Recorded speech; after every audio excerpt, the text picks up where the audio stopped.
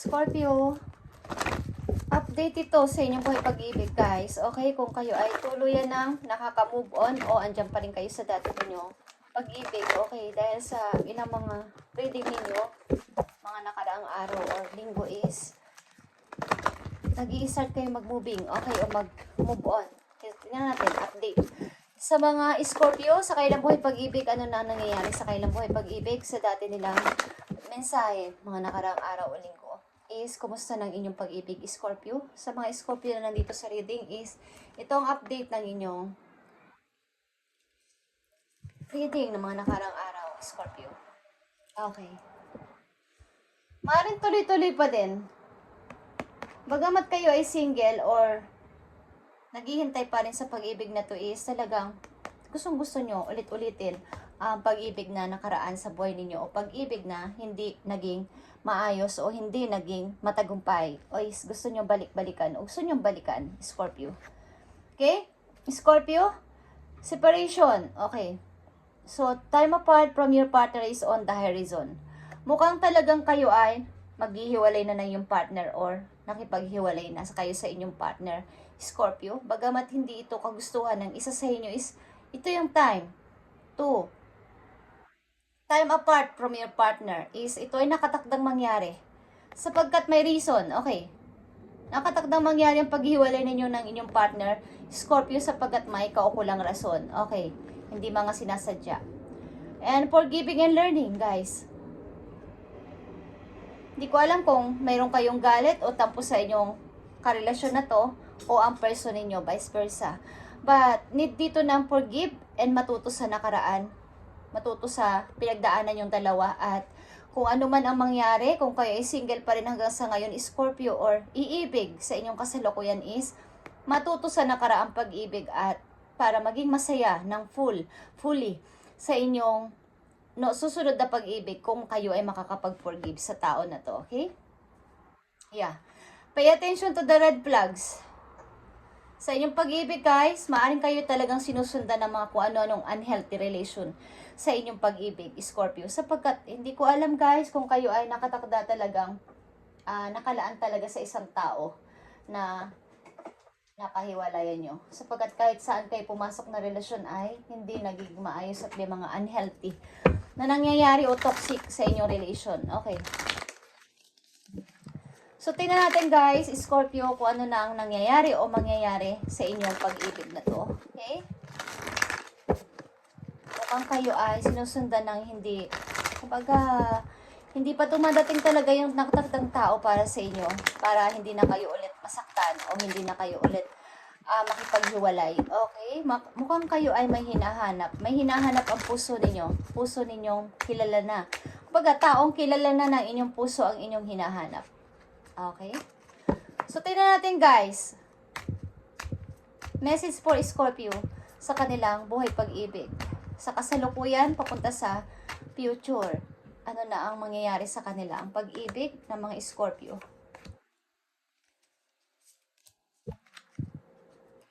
Ace of Cups. Okay, guys. Bagong tao is paparting sa buhay ninyo. Queen of Cups is here again. Sa mga nagdaan ninyong reading is, meron dito isang person na mukhang parang motherhood figured ang dating or fatherhood figured ang dating na mapamilya, okay, family love, parang love niya ang bahay, love niya ang mga kids, love niya ang pag-uwi nyo galing sa trabaho, love niya lahat, okay, ang isang tao makikilala nyo dito.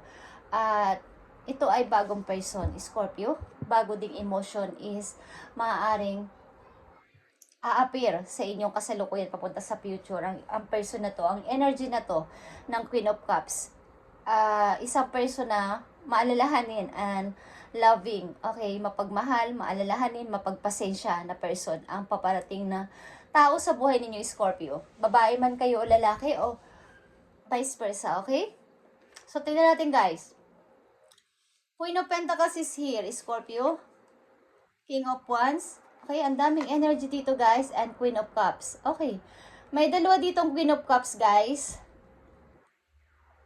Maraming mga tao ang papating sa buhay ninyo o maraming energy dito ang makikilala ninyo sa mga susunod na araw, buwan, or taon, okay?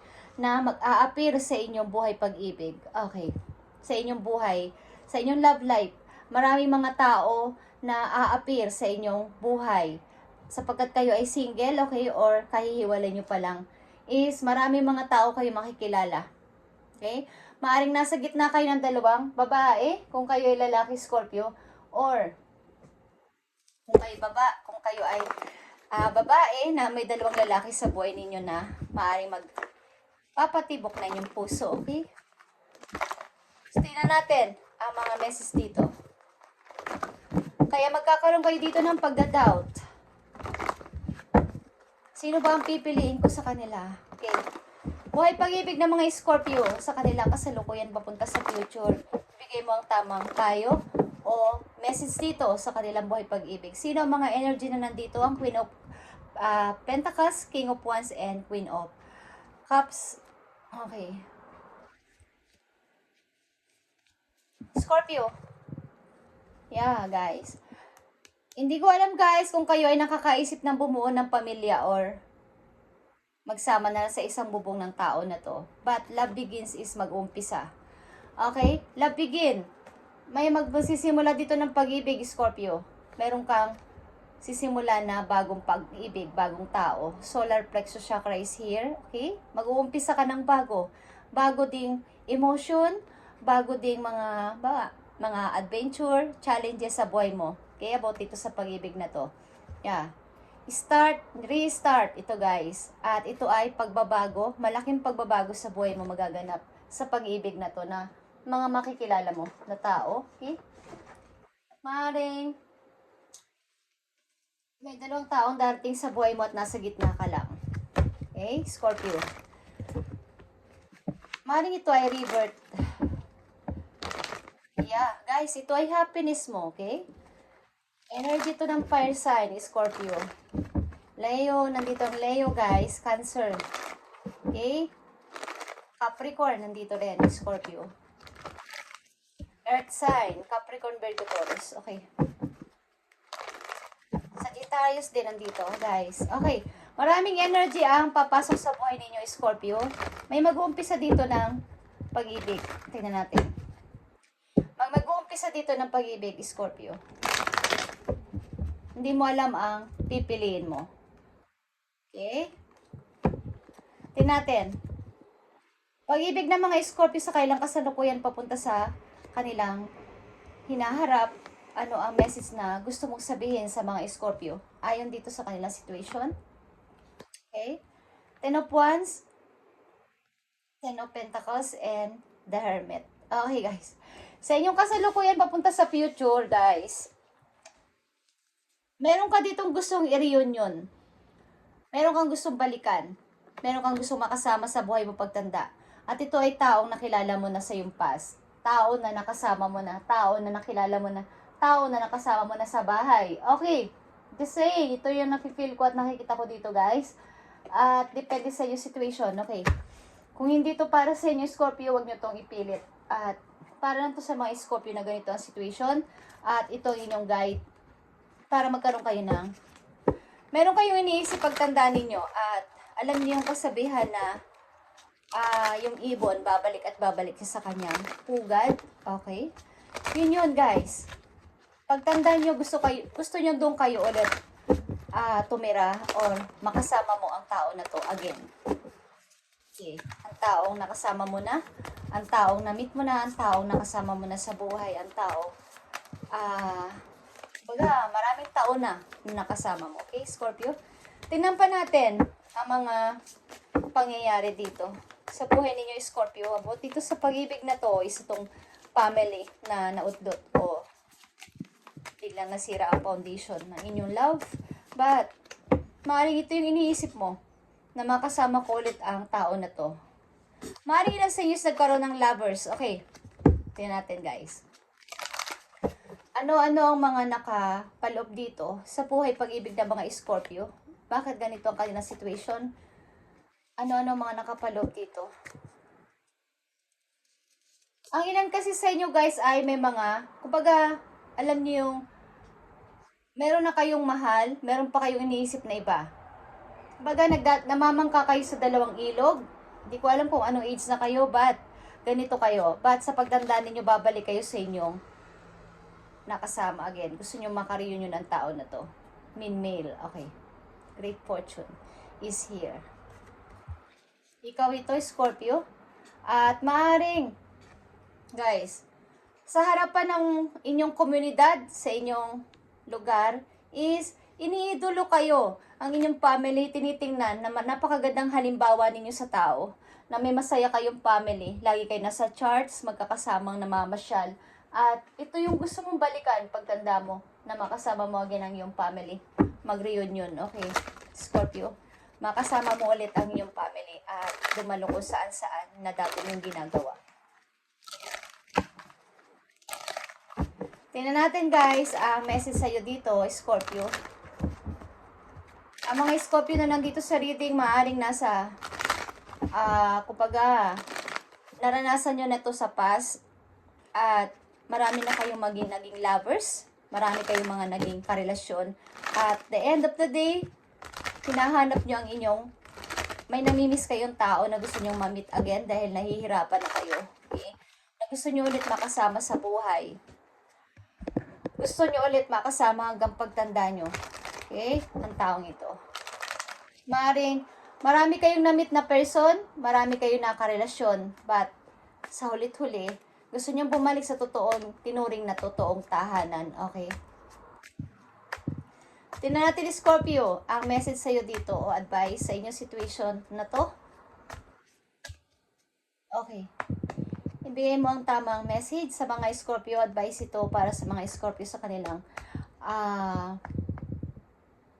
kinalalagyan sa ngayon na situation. Maaaring ito ay dalawang tao na mag-i-start again ang pag-ibig. Dalawang tao na nagkahiwalay. Okay, guys? Tingnan natin, Scorpio. Self-awareness is key. Scorpio, take time today to go within and spend time with your soul. Go for a walk in nature and ground yourself. Meditate. Listen to your favorite music, whatever you enjoy most. Do that today. Okay. Kailangan mo mag-meditate, mag-detox, Scorpio. Palayain mo yung sarili mo sa mga lahat ng mga nangyaring kamalian mo at mga ginawa mo, kasalanan, o mga kamali ang ginawa mo sa iyong partner, o kung ano man yan, na pinagsisisihan mo is, kailangan mong maging aware sa iyong sarili mismo at kumbaga yung, minsan kasi nakakalimutan na natin na kailangan pala natin ang mag-meditate, maglakad-lakad para magkaroon tayo ng peace of mind, makapag-isip ng tama. Okay.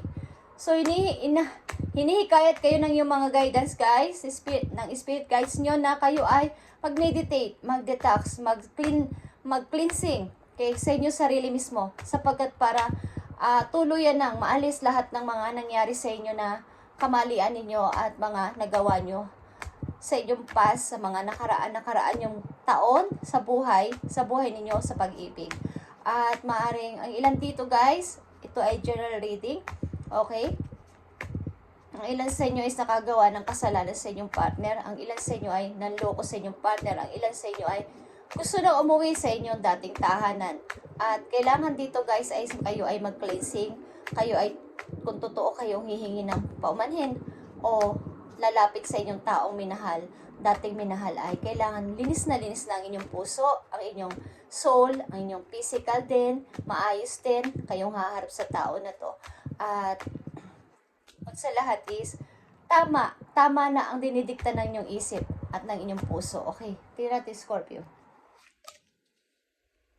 Make today your new beginning, Scorpio. Try to leave any past mistake in the past. Okay, don't allow them to weigh you down any longer. Move forward today with the confidence and knowing that you have better and brighter days ahead. Okay. So, yun na nga, sinasabi ko sa inyo, Scorpio. Bigyan mo na ng katapusan lahat ng past mong nagawa sa iyong dating karelasyon, at kung nais mong bumalik sa kanya o maghingi ka ng tawad o gusto mong balikan ng tao na to na minahal mo at nagkasala ka is, kailangan mo dito ay self-awareness. Okay. At Huwag mo nang patagalin pa. Okay? Ang mga nanditong Scorpio, almost is maaring marami kayong mga tiningnan habang kayo ay may karelasyon na. Okay? Tinampan natin ang last message for you, Scorpio. Okay. Focus your mindset on what you can control instead of what you can't. The world is your oyster. Elevate your thoughts patterns so that you can attract abundance into your life. You are you are what you believe. Okay. Ang ibig sabihin nito, Scorpio, kung ano lang ang kailangan mong i-control o makokontrol mo this time is yun lang, guys. Huwag mo nang pilitin yung hindi mo kayang i-control na situation na halimbawa ito guys, na humingi na kayo ng tawad is hindi pa kayo mapatawad. Hindi pa kayo mabigyan ng kaukulang pagpapatawad ng tao is wag niyo ipilit. Hindi mo to kontrolado. Nasa panahon yon. Ang gawin nyo is focus your mindset on what you can control. Yun lang. Kung ano na yung talagang humingi ng tawad is gumawa kayo ng effort, okay? Suyuin nyo siya na suyuin hanggang sa lumambot ang kanyang puso at makita ng tao na to na talagang nagbago na kayo o nagbago na siya, okay? Vice versa. Is mangyayari ayon sa process ng heaven sa inyong ginagawa o nakikita kayo sa heaven, okay? Sa ginagawa dito sa lupa. So kung anong ginagawa natin dito sa lupa, ay nakikita na inyong mga guides at pinaprocess yan doon, okay? Ano man ang inyong hilingin, layunin sa inyong puso, nakikita nila yan sa langit at wala kayong pwedeng ikubli. Kahit na sabihin ninyo, magiging maayos ako, pero sa inyong action iba, hindi magkakatotoo lahat ng mga ninanais niyo sapagkat mali ang inyong layunin. Bad ang layunin ng isang tao, hindi nagiging okay. Okay guys? So, focus your mindset on what you can control. Yun lang ang i-focus mo sa ngayon, Scorpio. At wag na munang isipin ng hindi mo kayang i-control. Okay? At kumbaga, parang yung abundance din, yung stability, yung kaperahan is, maka-attract ka is, kailangan is yung maging malinis, mag-cleansing ka. Okay? Maraming mga gumugulo sa utak mo galing sa iyong past mistakes, past na mga ginawa sa kapwa, at past na ginawa mo sa iyong sarili na hindi mo rin kayang patawarin ang sarili mo, okay? May mga magulang din, maybe kayo na mga hindi maganda ang pagpapalaki, okay? Hindi maganda naging trato. Pag nandun yan sa dibdib ninyo na nag-reflect hanggang sa kayo ay nagkaroon ng pamilya din, nagkaroon din kayo ng nobyo, at kumbaga nagiging shadow yon na tuloy-tuloy na hindi matanggal-tanggal, nakadikit ito sa inyong anino sapagkat hindi nyo kini-cleanse ang sarili ninyo. Hindi kayo nagbi-meditate, hindi nyo pinapalinis kay God na alisin lahat ng mga kung ano man gumugulo sa inyong utak para maging clear na lahat, guys. At para magkaroon kayo ng napakasayang pamilya sa inyong hinaharap papunta sa future ninyo, okay? So, Scorpio, ito ang message for you. At tingnan pa natin ang isang message dito. Okay? Love message for you. Okay, guys, Scorpio. Makinig ka kung gusto mo lang at sundin mo ang payo dito kung gusto mo lang naman at wala naman sa pilitan. Okay? I-apply ninyo sa sarili ninyo at kahit paano, kahit 1%, ilang percent lang is makatulong sa inyong katawan. Okay? Tingnan natin, Scorpio.